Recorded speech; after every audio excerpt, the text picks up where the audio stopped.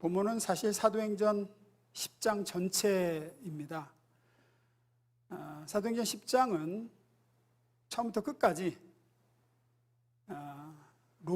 로마 사람이죠. 이방인 고넬료라고 하는 사람이 어떻게 예수님을 믿게 되고 처음으로 이방인에게 성령이 임하게 되는 사건이 기록되어 있는 장이 사도행전 10장입니다. 사실은 이 사도행전 10장의 이야기를 여러분들이 다 미리 알고 계시던가 아니면 10장을 한 절씩 읽어 나가면서 이 이야기를 나누는 게 제일 좋습니다.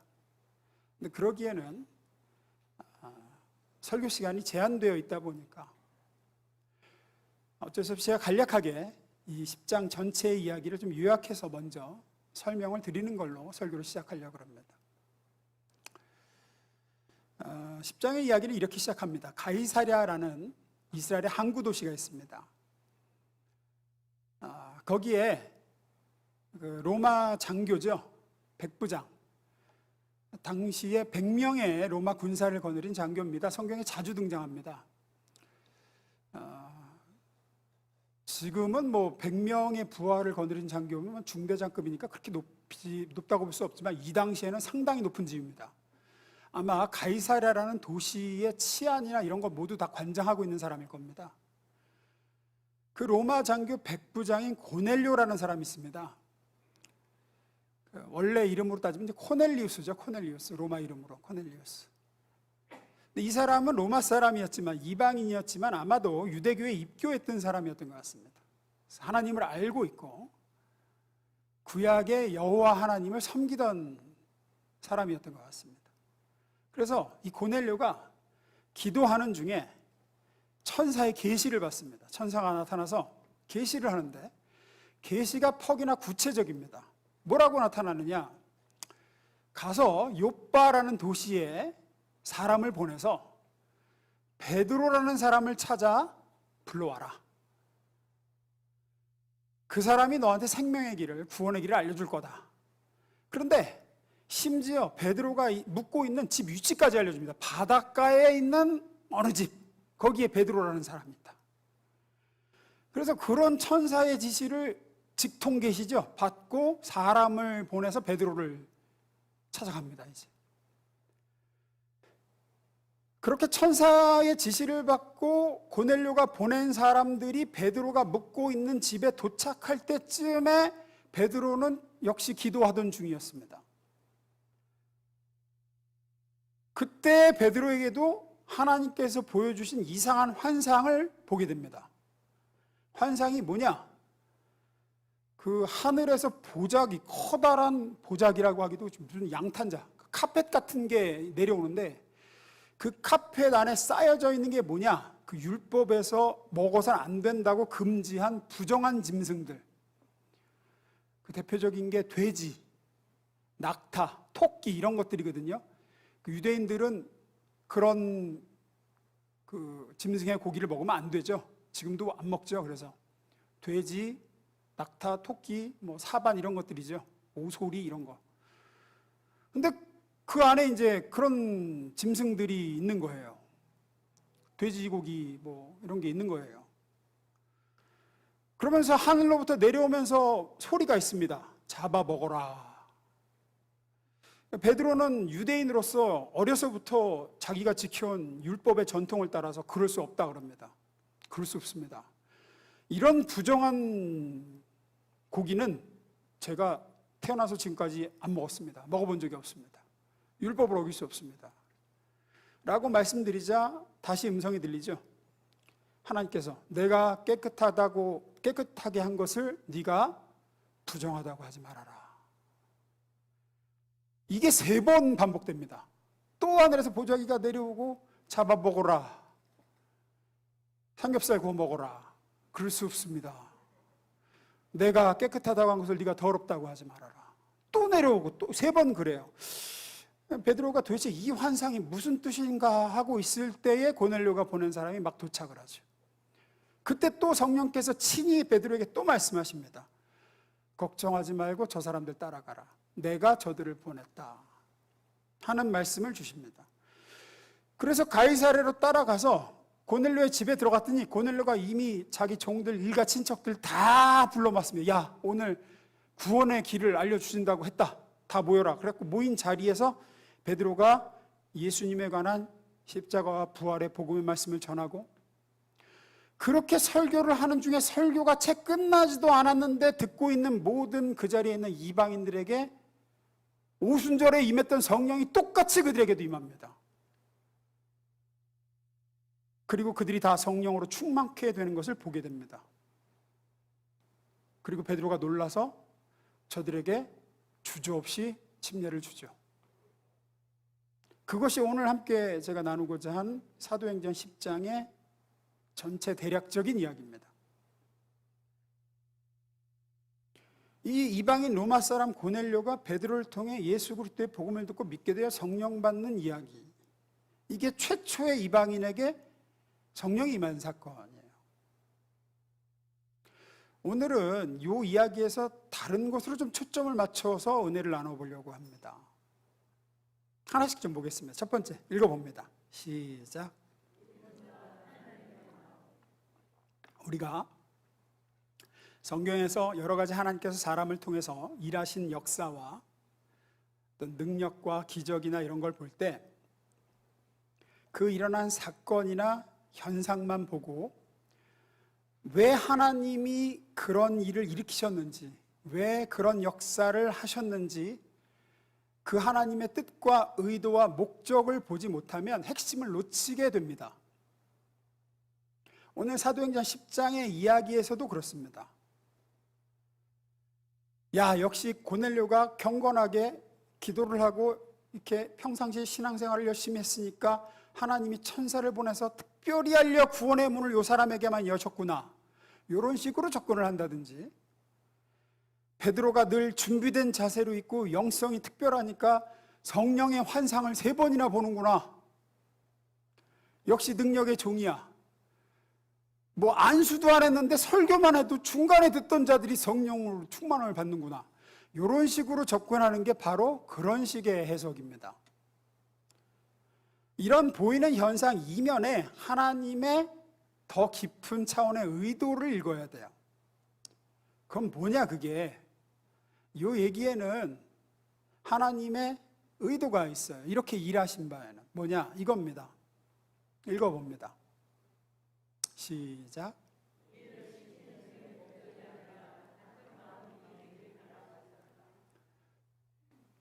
이게 오늘 설교의 주제입니다.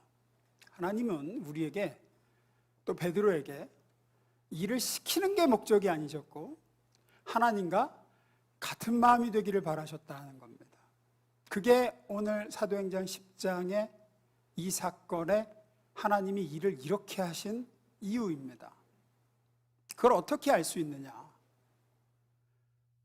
이 사건에는 언뜻 이해되지 않는 점이 있습니다. 뭐냐 하면 하나님의 어떤 간섭이 굉장히 직접적이고 세밀하시다는 거예요. 베드로에게, 고넬료에게 성령께서 친히 나타나셔서 혹은 천사가 직접 나타나서 간접적인 게 아니라 직접 말씀을 하시고 세세하게 지시하세요. 어느 도시에 어느 집에 베드로가 있라는 사람을 불러와라. 또 똑같은 환상으로 3번이나 베드로에게 보여주시고, 성령께서 임하시는데도 안수하거나 뭐 기도할 때가 아니라 복음의 말씀을 전하는 도중에 임하셔서 성령 충만함을 받게 하시는 일 같은 하나님의 직접적인 간섭이 풍성하고 또 너무나 세밀합니다.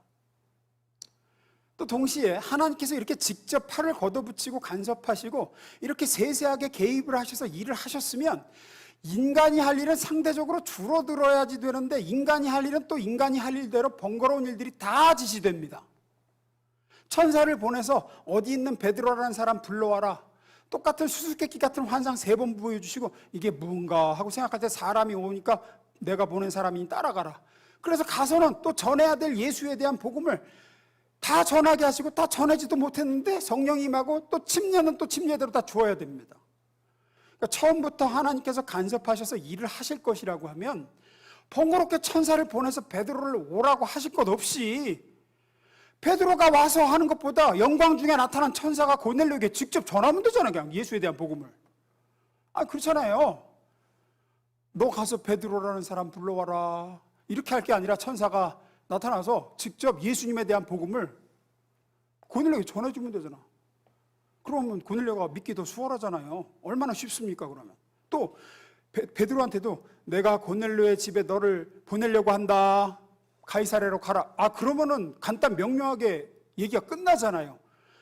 뭔 이상한 짐승들이 보자기에 쌓여 내려오는 환상 3번씩이나 보여주며 야 지금 사람이 왔으니까 따라가라고 하고 뭐 여기선 보내라 그러고 너는 따라가라 그러고 왜 이렇게 일을 비효율적으로 복잡하게 하시냐는 거예요. 그 이유는 아까 말씀드린 띄워주세요. 하나님은 그의 일을 하시는 데 있어서 어떤 결과를 이뤄내기 위한 방법으로 사람을 쓰시는 게 아니고 하나님의 마음을 품게 하시고자 사람을 쓰신다는 거예요.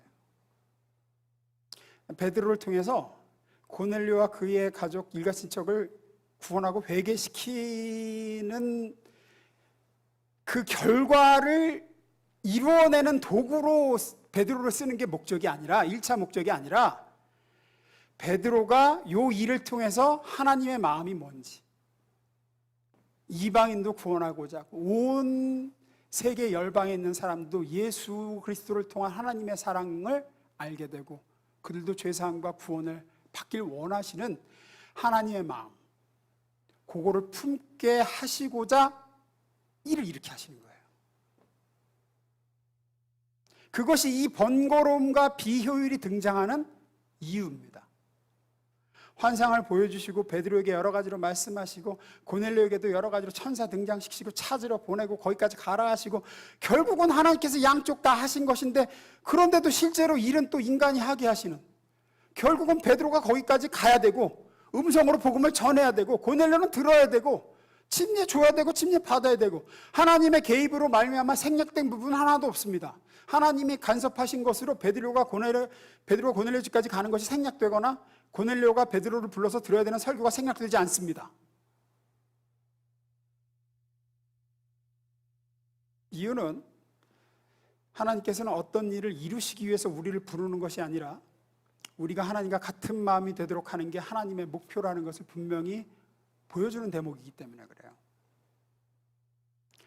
이 모든 과정 속에서 무엇보다 먼저 베드로의 생각이 바뀌고 베드로가 설득이 됩니다. 베드로는 이 사건 전까지만 해도 유대인으로서 어떻게 생각하고 있었느냐? 예수님은 유대인을 구원하기 위해 오셨다고만 생각했어요. 예수님은 우리 유대인의 죄사함을 위해서 십자가에 달려 피 흘리셨고 우리의 의로움을 위해서 부활하셨다고 생각했지 절대로 유대인 이외에 택함받은 우리를 구원하기 위해서 오셨지 우리 이외의 다른 민족이나 이방인들을 위해서 오셨다고는 꿈에도 생각하지 않았습니다. 따라서 베드로는 성령님도 유대인들만 만든다고 생각했어요. 그래서 여기서 놀라는 거예요. 여기서 이방인들에게 가서 예수님이 당신을 위해서 십자가에 달려 죽으셨습니다. 그러니 당신이 그리스도 예수를 믿고 회개하여 죄사함을 받으십시오 라고 전한다는 건 상상도 못할 일이에요. 베드로한테는. 우리로 따지면 뭐냐면 그 당시의 유대인들은 이방인들하고 말을 섞는다든지 함께 앉아서 식사를 하는 것도 아주 악하고 더러운 일을 생각했습니다. 이방인하고 그래서 예수님이 이렇게 사마리아 여자한테 말을 거는 것도 사마리아 여자가 아니 왜 유대인이 왜 나한테 말을 거냐고 하는 게 그래서 그래요. 그래서 예수님도 그렇게 비난을 많이 받으셨던 거고 사마리아인하고 말 걸고 막 이렇게 한다고. 베드로도 여기서 고넬료의 집에 들어갔다 왔다고 11장 넘어가면 같은 성도들한테도 막 손가락질 받습니다. 네가 이방인의 집에 들어갔다고. 그 정도로 유대인들한테 이방인은 그런 존재예요. 그런 이방인한테 가서 하나님이 당신을 사랑하시고 하나님 아들 그리스도가 당신을 위해서 죽으셨다라고 전한다는 건 당신도 그러면 구원받고 하나님의 성령을 받을 수 있다라고 얘기하는 건 이거는 상상을 할 수가 없는 거예요. 우리로 따지면 어떤 거냐면 저기 뭐 여기 앞집에 묶어놓은 강아지한테 가서 잘 들어봐, 예수님이 너를 위해 죽으셨어. 너도 네가 예수를 믿으면 네가 죄사함 받고 너도 성령을 선물로 받는다. 이렇게 가서 전하는 거와 같은 수준으로 생각하는 거예요. 우리는 상상이 안 가죠. 누가 강아지한테서 복음을 전해요? 누가 알아듣긴 하겠어? 예수님이 강아지를 위해 죽으셨다는 게 우리가 이해가 돼요? 당시의 유대인들의 생각이 거의 그 수준입니다. 이방인한테 가서 복음을 전하고 이방인이 뭐 구원을 받고 성령을 받는다는 거는 상상을 못할 일이에요. 그런데 하나님께서 3번의 환상과 이런 번거로운 일련의 과정을 베드로에게 시키시면서 베드로를 설득시키시는 거예요. 이방인들을 향한 하나님의 심정이 어떠한지 베드로에게 알려주시는 거예요. 내 마음은 이렇다. 나는 저들도 너희와 똑같이 사랑해. 저들도 구원받기를 바란다. 그게 내 마음이야. 저들도 너희와 똑같은 한 목자 아래 한 무리의 양떼가 되길 바라고 내 영을 받아서 너희와 한 가족이 되길 바란다. 이게 이제 내 마음이다. 그래서 하나님은 독재자같이 명령을 해서 너 이거 해, 일로 가. 뭐 일을 이렇게 이루어내시지 않고 베드로를 3번의 환상으로 보여주면서 설득하고 마음을 바꾸게 하시려고 애쓰는 장면이 이거예요. 베드로 알겠냐? 내가 깨끗하다고 한 것을 네가 더럽다고 하지 말아라. 하나님, 저는 이런 거 절대 먹지 않은 사람이다. 내가 깨끗하고 한 것을 네가 왜 더럽다고 하느냐? 네가 거부하느냐 왜? 하나님의 의도는 베드로에게 그리고 당시의 모든 초대교회 신자들한테 더 나아가 오늘날 이 말씀을 듣는 우리에게 아버지의 마음, 예수님의 심정 이런 거 알려주시고 같은 마음을 품게 하시는 데 목적이 있는 거예요. 그 일을 이루고 뭐 성과를 내고 이런 게 목적이 아닌 거예요. 요한복음 10장 16절입니다. 읽습니다. 시작.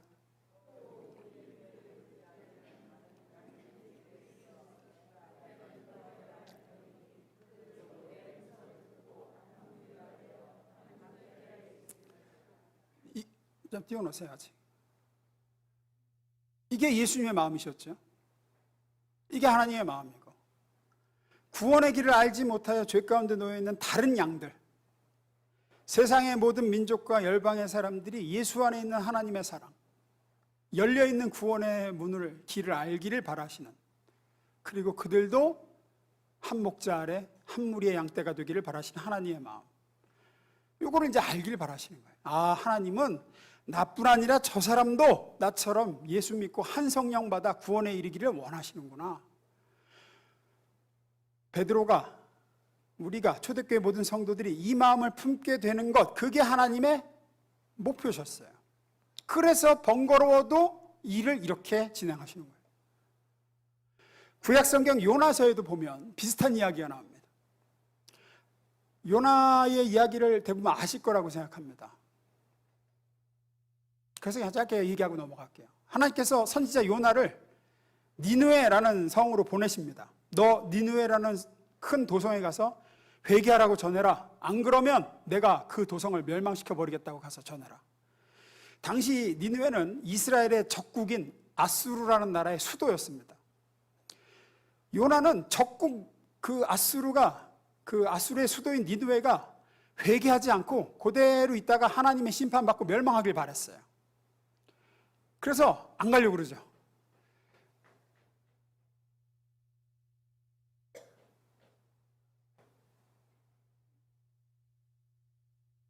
우리로 따지면은 저기 일제강점기 때, 예를 들어서 우리나라가 그 일본 식민지였을 때 하나님이 너 일본 도쿄에 가서 회개하라고 전해라. 안 그러면 내가 동경을 아예 멸망시키겠다고 전해라. 그러면은 가기 싫은 거죠. 저놈들 망했으면 좋겠는데 우리나라에 말이야 침략해가지고 말이야. 그래서 이제 가기 싫은 거예요. 요나는 가기 싫었습니다. 근데 하나님은 안 가려고 하는 요나를 풍랑에 담갔다가 물고기 뱃속에 넣었다가 꺼냈다가 하면서 기어이 보내시죠. 기어이. 그리고는 결국 가서 요나는 하기 싫은 설교를 합니다. 너희 회개 안 하면 망한다. 그 회개하라는 메시지를 듣고 니느웨가 어떻게 합니까? 회개를 하고 구원을 받아요. 왕부터 시작해서 모든 백성들이 하나님 앞에 회개를 하고 그 니느웨가 구원을 받습니다. 요나가 열받아서 막 씩씩대죠. 내가 이럴 줄 알았다고. 하나님 이렇게 용서하시고 니느웨를 멸망시키지 않으실 줄 알았다고. 우리 원수 나라를 이렇게 구원하실 줄 알았다고. 그러면서 막 씩씩대면서 저 산에 가서 텐트 치고 있습니다. 그러는 요나에게 하나님은 박넝쿨을 선물하시죠. 중동의 뜨거운 햇볕을 가려줄, 이제 텐트 치고 있는 요나 텐트 위로 하나님이 밤에 박넝쿨을 자라게 하셔서 박넝쿨이 요나가 친 그 텐트를 위를 딱 덮습니다. 한낮에 햇볕이 뜨겁게 내리치는데 요나 같은 친 텐트 위에 박넝쿨이 덮어줘서 너무 시원한 거예요. 요나가 너무 좋아합니다. 그리고 박넝쿨을 너무 아낍니다. 세상에 어디서 이런 박넝쿨이 자라서 나를 이렇게 시원하게 해주나.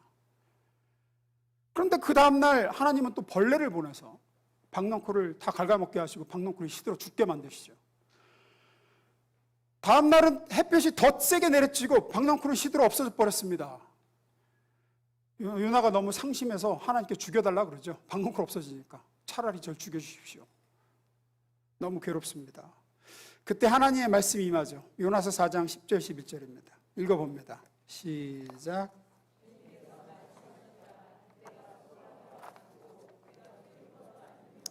그저 하룻밤 사이에 살아났다가 하룻밤 사이에 죽어버린 이 식물을 내가 그처럼 아까워하는데 하물며 좌우를 가릴 줄 모르는 사람들이 12만 명도 더 되고 짐승들도 수없이 많은 이 큰 성읍 니느웨를 어찌 내가 아끼지 않겠느냐.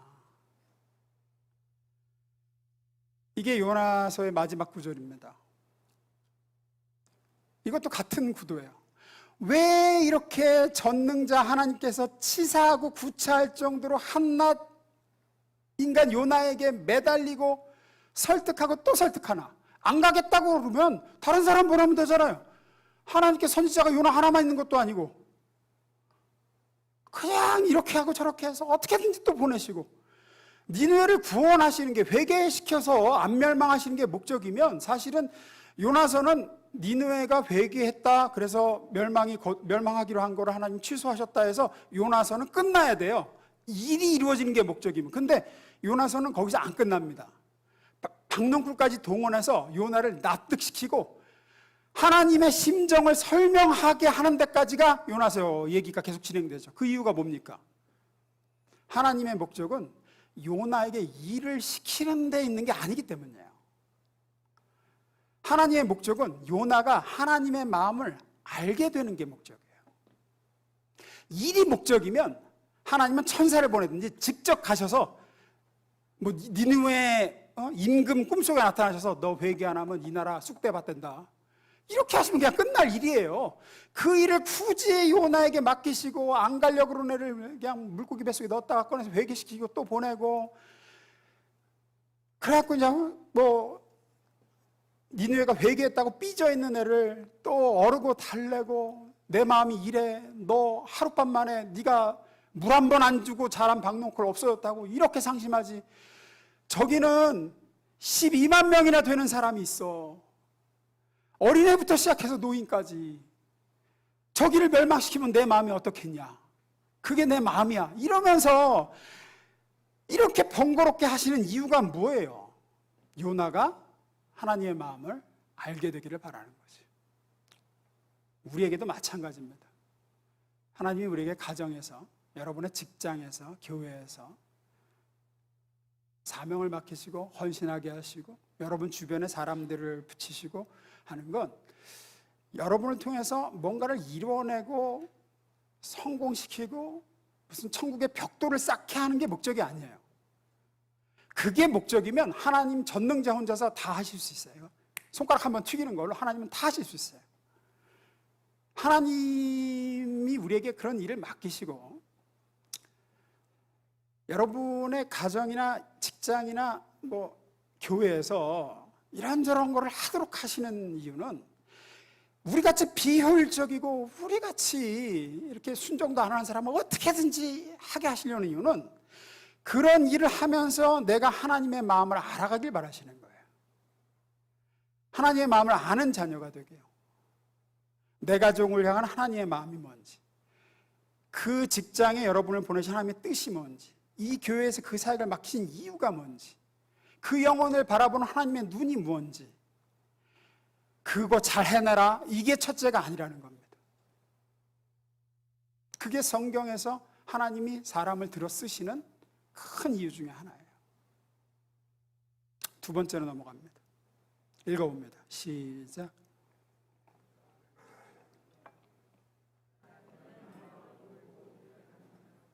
요거를 모른 채, 이 하나님의 의도를 모른 채 일만 열심히 하면 어떻게 되느냐. 대표적인 예가 누가복음 15장에서 예수님이 말씀하신 탕자의 비유에 등장하는 첫째 아들이 나옵니다. 오늘 설교는 좀 성경을 좀 아시는 분들이 참 좋고, 잘 모르시는 분들은 좀 안타깝지만 어쩔 수 없습니다. 그 탕자의 비유를 아시는 분들은 대부분 아실 거라고 생각합니다. 한 아버지에게 아들이 둘이 있죠. 둘째 아들이 소위 이제 좀 싸가지가 없죠. 아버지가 죽지도 않았는데 자기한테 돌아올 재산 먼저 달라고 그러죠. 그리고 그 재산 가지고 먼 외국에 가가지고 이제 막 허랑방탕하고 막 그 돈 가지고 써제끼다가 이제 그 돈 아버지께 먼저 받은 재산 다 탕진해 버리고 뭐 거짓골로 살다가 뉘우치고 돌아오죠. 이러다가 굶어 죽게 생겼으니까. 그렇게 돌아온 둘째 아들을 아버지는 먼저 달려가 끌어안고 입을 맞추고, 내 아들이 죽은 줄 알았는데 살아 돌아왔다고, 그렇게 자기 재산 다 말아먹은 아들을 기뻐하면서 새 신을 신기고 새 옷을 입히고 살진 송아지를 잡아서 잔치를 벌이고 동네 사람 불러다가 내 아들이 살아 돌아왔다고 기뻐하면서 잔치를 벌입니다. 문제는 첫째 아들이에요. 맏아들이에요. 맏아들은 둘째 아들과 달리 아버지 곁을 지키면서 열심히 아버지 시킨 일을 열심히 하면서 일하고는 착실한 아들이죠. 맏아들은 그날도 어김없이 밭에 나가 일을 하다가 해질녘에 집으로 돌아왔습니다. 이제 갑자기 잔치 소리가 들으니까 이게 무슨 소리냐? 그러니까 이제 하인이 와서 당신 동생이 죽은 줄 알았는데 그 아버지 재산 다 탕진하고 돌아왔습니다. 그러니까 아버지가 무사히 돌아왔다고 지금 잔치 벌입니다. 그게 이제 못마땅한 거죠. 이 첫째 아들은 게으르지도 않았고 방탕하지도 않았습니다. 어쩌면 이 첫째 아들은 탕자인 둘째 아들과 비교돼서 동네 안팎에 아마 모범적인 효자라 소문이 자자했을지도 몰라요.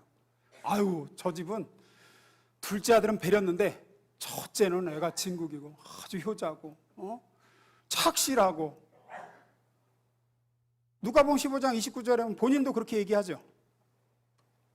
29절입니다. 그는 아버지에게, 아버지, 저는 이렇게 여러 해 동안 아버지를 위해서 종이나 다름없이 일을 하며 아버지의 명령을 어긴 일이 한 번도 없었습니다. 이런 아들이에요. 이런 아들.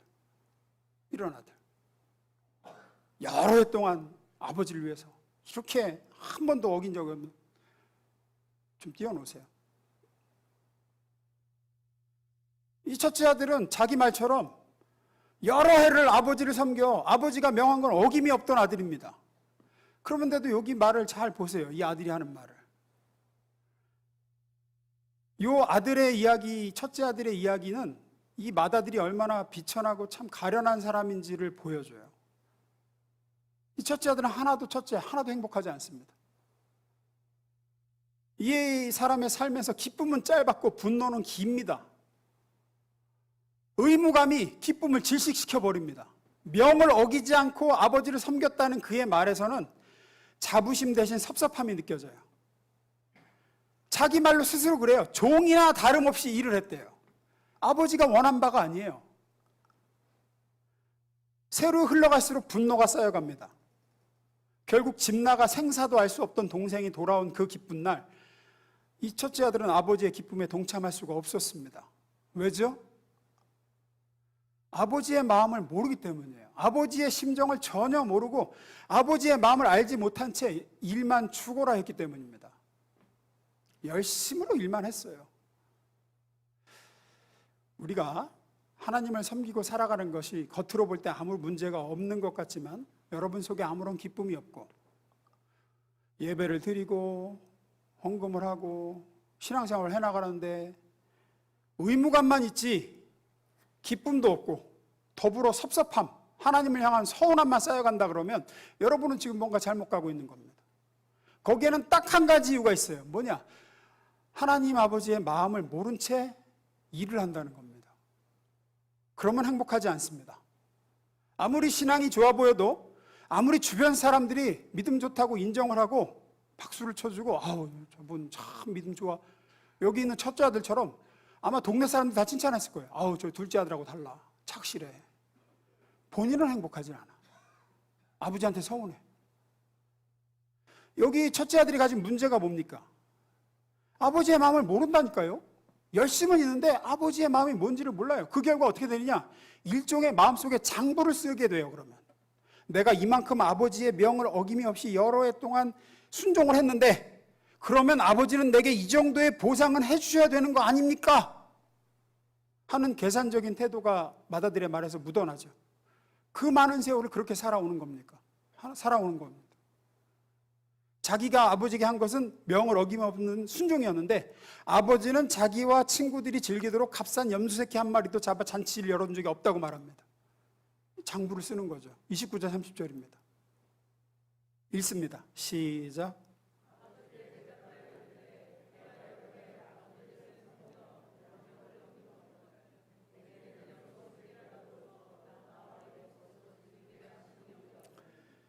아버지의 살림을 창녀들과 함께 삼켜버린 이 아들이 돌아오매 이를 위하여 살진 송아지를 잡으셨나이다. 잘 보세요. 장부를 쓰는 사람은 절대로 자기 장부만 쓰지 않습니다. 동생 장부도 쓰고 있었습니다. 자기가 볼 때 동생은 아버지에게 한 게 아무것도 없습니다. 도리어 아버지의 재산을 창기들과 함께 날려버림으로써 아버지에게 손해만 끼쳤죠. 그런데 아버지는 동생에게 배상을 요구하기는커녕 책임을 묻기는커녕 책망을 하기는커녕 도리어 돌아오자 살진 송아지를 잡고 잔치를 벌이니까 이건 불공평한 일입니다. 아버지의 마음을 모른 채, 하나님의 마음을 모른 채 가정과 일터와 교회에서 헌신만 하고 열심으로만 있는 신자들이 딱 이렇게 됩니다.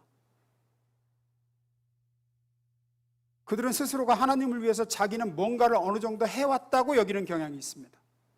됐습니다. 내 편에서는 장부에 쓸 것이 꽤 많이 있다고 여깁니다. 자기들이 마치 하나님께 빚을 얹어 놓으면서 산다고 생각합니다. 하나님께서 자기들에게 빚을 갚으셔야 한다고 생각해요.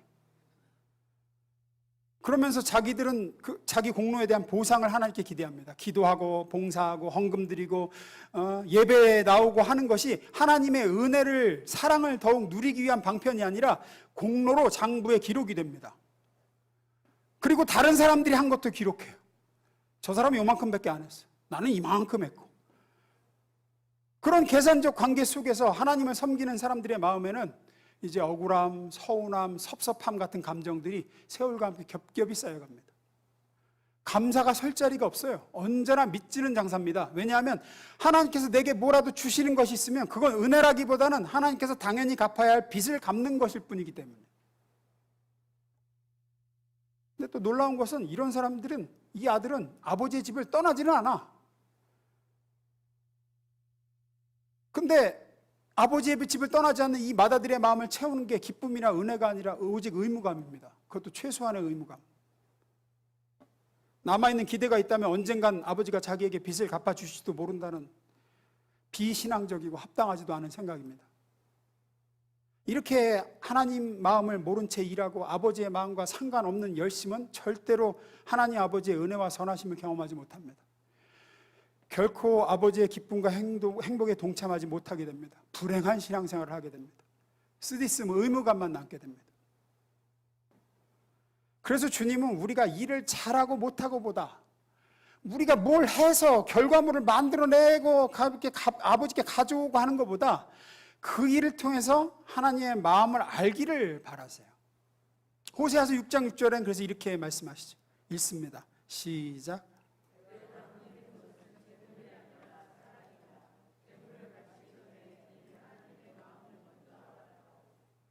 성경 전반에 흐르는 하나님의 목표입니다.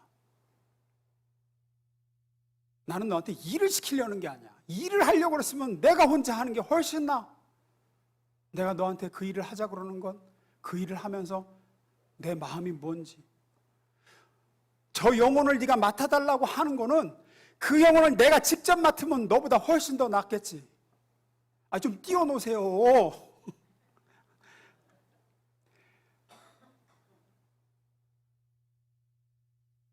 내가 직접 그 영혼을 맡아 가려면 훨씬 낫겠지. 너보러 맡아달라고 하는 건 네가 그 영혼을 맡으면서 저 영혼을 바라보는 내 마음을 네가 가지게 되기를 바라는 거야. 내가 너를 그 직장에 보낸 거는, 내가 너에게 그런 부모 밑에서 너를 태어나게 한 거는, 내가 너를 그 가정에 보낸 거는 네가 거기서 뭘 잘 해내길 바라는 게 아니라 내 마음이 그 가정을 향한, 그 영혼을 향한 내 마음을 네가 품게 되기를, 그겁니다. 그거.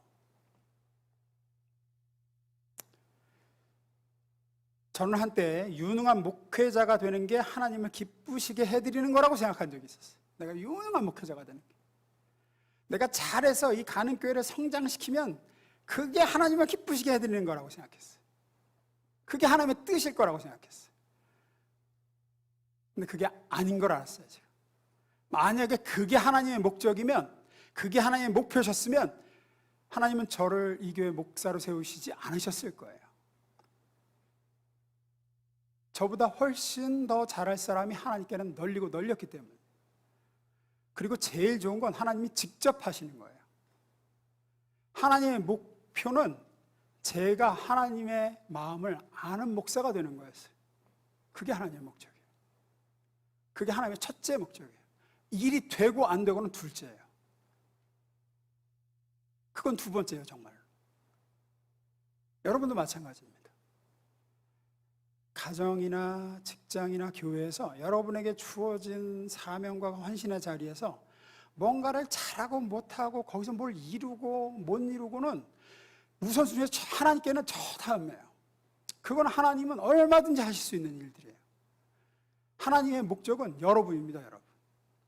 하나님이 맡기신 그 자리에서 여러분이 부모로, 사업인으로서, 직장인으로서, 성도로서 거기서 일하고 부대끼고 사람을 만나고 섬기고 봉사하고 하면서 여러분이 하나님의 심정을 아는 사람, 아버지의 마음을 아는 자녀, 하나님과 같은 마음을 품은 그런 신자가 되는 겁니다.